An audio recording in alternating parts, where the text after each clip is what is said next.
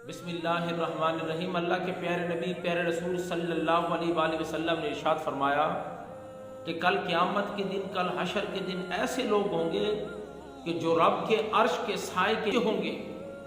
अर्ज़ की गई, या रसूल अल्लाह सल्लल्लाहु अलैहि वसल्लम, रब के अर्श के साए के नीचे वो कौन से बबरकत लोग होंगे? आपने फरमाया, उनके अंदर एक खूबी पाई जाएगी। पता है वो खूबी क्या है?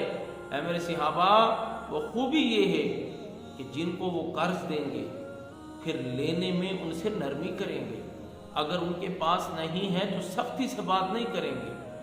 अगर जो डेट उन्होंने दी है, जो टाइम उन्होंने दिया है, उसके ऊपर वो अदा नहीं कर सके तो कोई बात नहीं, उसमें वो नरमी से पेश आएंगे, उनके ऊपर सख्ती नहीं करेंगे।